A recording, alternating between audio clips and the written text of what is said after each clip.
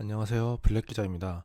원래는 조금 더 준비를 한 뒤에 내년 봄쯤에 복귀할 생각으로 준비 중이었는데 계엄 관련해서 도저히 언급을 안 하고 갈 수가 없어서 이렇게 영상을 올리게 되었습니다.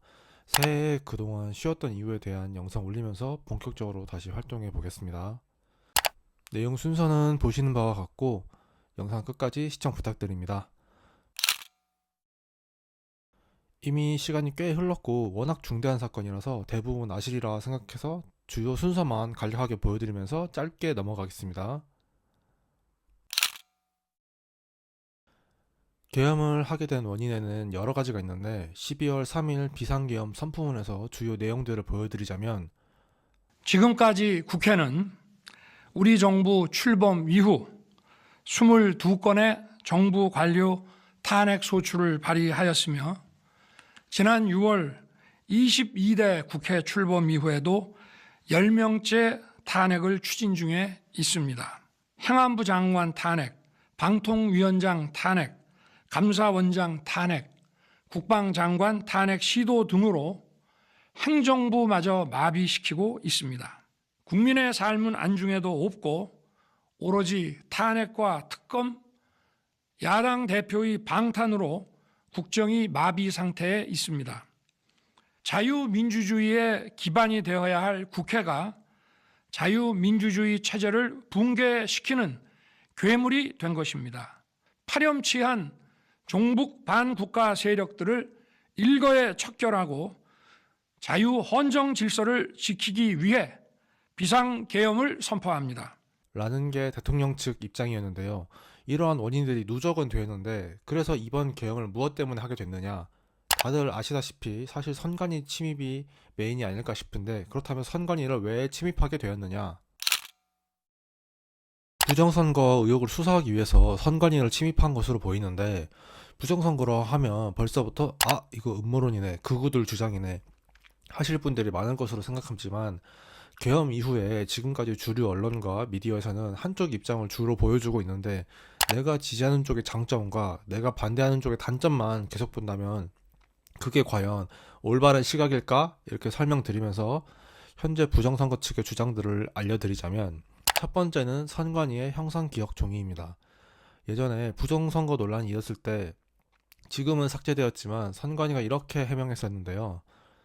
종이가 복원력이 있다는 게 말이 안 될 뿐더러 만약 형상기억 종이가 사실이다. 그러면 지금 바로 노벨상 받으러 가야 되는 수준인데 일반적으로 우리는 투표지를 접어서 투표하죠. 여기서 자가당착에 빠지는 게 만약 형상기억을 하는 종이라면 접힌 투표지가 비정상이라는 소리고 접힌 투표지가 정상이라면 빳빳한 투표지가 비정상이라는 뜻이 됩니다. 두 번째는 개표기입니다. 한국 개표기는 외국에도 수출되었는데 문제는 부정선거가 해당 나라들에서 적발되었던 사실입니다. 수출된 나라들에서도 부정선거가 터지는 판에 원산지는 과연 무사할 수 있을까요? 세 번째는 국정원 조사 결과입니다. 선관위 채용비리 여파로 인해서 국정원과 함께 조사했던 결과 국정원 보도자료에 따르면 보안에 취약점들이 있었고 실제로 올해 4월에 이미 해킹 피해를 겪은 적도 있었습니다. 과연 안전하다고 자신할 수 있을까요? 네 번째는 중국입니다. 요즘 세상에 간첩이 어디 있냐는 말 들어보셨을 겁니다. 그런데 말이죠. 최근 기사 중에 이런 내용이 있었습니다. 여기서 휴민트가 우리나라에서는 침투 인원 정보원이지만 외국 입장에서는 간첩이겠죠. 근데 그렇다면 우리나라도 외국에 간첩을 심는데 다른 나라는 우리나라에 간첩을 안 심을까요? 이런 기본적인 생각에서 출발을 한다면 한한령과 동북공정을 일삼는 중국과 몇십 년째 휴전 중인 북한에서 간첩들을 심었다면 우리나라에서 어떤 활동들을 할까요? 이미 중국은 호주와 캐나다에 개입하다가 발각된 사례들이 있었습니다. 중국에서 한참 떨어진 호주와 캐나다도 개입을 하는데 지리적으로 가까운 한국은 무사할까요? 다섯 번째는 미국입니다. 우리나라에서 부정선거를 얘기하면 흔히들 망상이라고 치부하곤 합니다. 그럼 세계 넘버원 미국은 부정선거 관련해서 어떨까요? 올해 미 대선에서 이겼던 트럼프와 머스크, 당선 전까지 끊임없이 부정선거를 주장하고 다녔었죠. 이들도 망상론자, 음모론자인가요? 미국은 이미 최근에도 부정선거 의심은 계속되고 있습니다.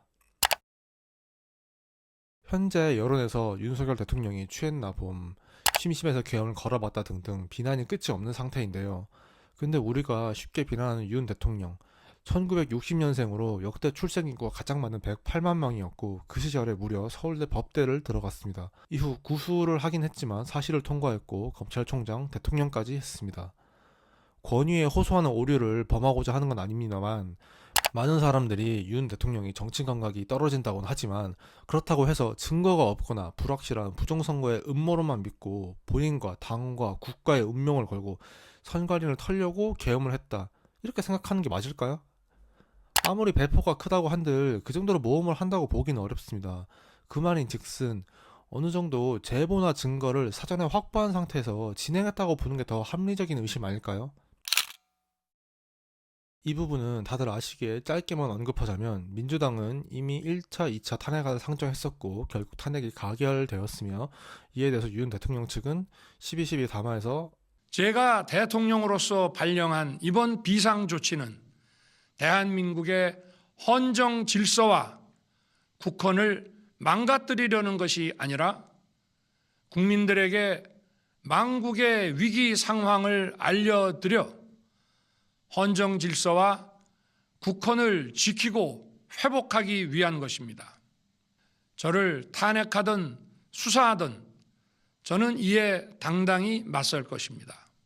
저는 마지막 순간까지 국민 여러분과 함께 싸우겠습니다. 국민 여러분에 대한 저의 뜨거운 충정만큼은 믿어주십시오. 라고 밝힌 대로 하야 대신 끝까지 변론을 준비 중입니다. 개인적으로 현 상황을 종합해보자면 중간도 없고 시간도 부족합니다. 양측 다 칼을 뽑았기에 이제 이 싸움은 중간은 없습니다. 지는 쪽은 반드시 죽는 최후의 결전인데 민주당 급합니다. 매주 탄핵을 넣겠다, 탄핵 칠 때 가결 방안 등 총력전을 진행했던 것도 만약 윤 대통령이 재판받으면서 버티는 사이에 이재명 대표가 선거법 최종 유죄를 받아버리면 민주당에서 400억을 토해내야 하고 이는 정당의 존폐이익입니다. 이재명 대표가 좋든 싫든 민주당 입장에서는 이미 외통수인 셈이죠. 동시에 시간도 부족합니다. 트럼프가 1월 20일이면 취임할 예정이고 미국에서도 부정선거 뿌리 뽑겠다고 하고 있기 때문에 혹시라도 윤석열 대통령 쪽에 우호적일 수 있기 때문에 최대한 빨리 파면시키려고 할 겁니다. 그러나 급한 건 윤석열 대통령도 마찬가지입니다.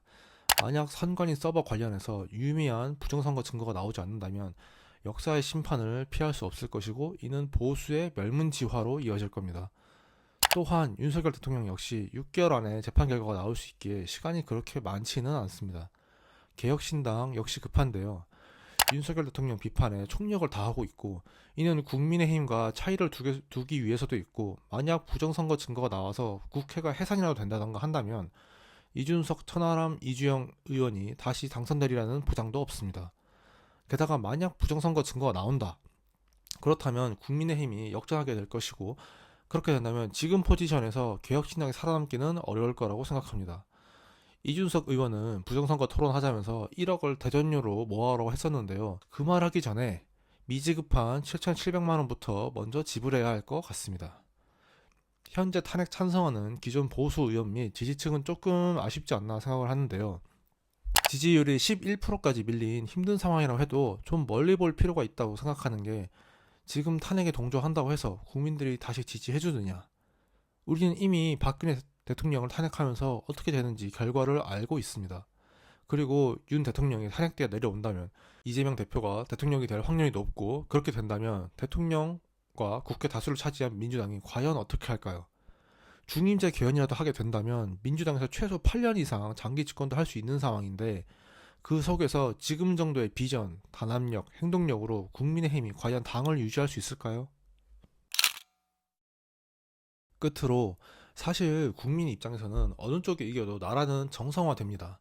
만약 윤 대통령이 주장대로 진짜 간첩과 부정선거 증거가 나온다면 나라가 정상화되는 것이고 그 반대로 아무것도 없는 계엄이라면 민주당 주장대로 폭정을 일삼던 대통령이 퇴진하게 되는 것입니다. 하지만 이렇게 말하는 건 어느 쪽도 선택하지 않으면서 책임을 회피하는 비겁한 행동으로 보일지도 모르겠습니다. 정치가 선택과 책임이라면 그래서 당신은 어느 쪽이냐고 묻는다면 저는 윤 대통령 쪽을 지지한다고 얘기 드리고 싶습니다. 네, 맞습니다. 지지율이 11%까지 밀린 핀치 상황에서 많은 대중의 관심을 쫓아야 할 유튜버가 그 반대편에 선다는 것은 아마 미친 짓일 겁니다. 저 역시 과거 황교안 대표가 민경욱 의원이 처음 얘기 꺼낼 때는 음모론이라면서 일절 믿지 않았습니다. 그러나 지금은 다릅니다. 앞서 말씀드린 국내외 상황들이 새로 나왔고 지금은 충분히 믿어볼 만한 합리적인 주장이라고 생각합니다. 이미 민주당에서 선관위까지 가서 점검을 했었죠. 현재 보수의 구심점 중에 하나가 부정선거인데 제가 만약 민주당인데 부정선거에 자신이 있다면 먼저 전수조사하자고 한 다음에 결과를 들이밀면서 철저히 보수를 파괴해버릴 겁니다. 그럼 이해찬은 20년 집권론 진짜 가능한 거 아닙니까? 왜 안 하는 거죠? 부정선거 증거가 나오기 전에 윤 대통령을 욕하는 것과 부정선거 증거가 나온 후에 민주당을 욕하는 것은 쉬운 일입니다. 그러나 현 상황에서 윤 대통령을 지지하는 것이야말로 어려운 일입니다. 합리적이라고 믿는다면 설령 우리 편이 적다 하더라도 끝까지 주장하는 것, 그게 바로 신념 아닌가요? 제가 앞으로 올리게 될 영상들도 어쩌면 칭찬보다는 비난이 더 많을지도 모르겠습니다.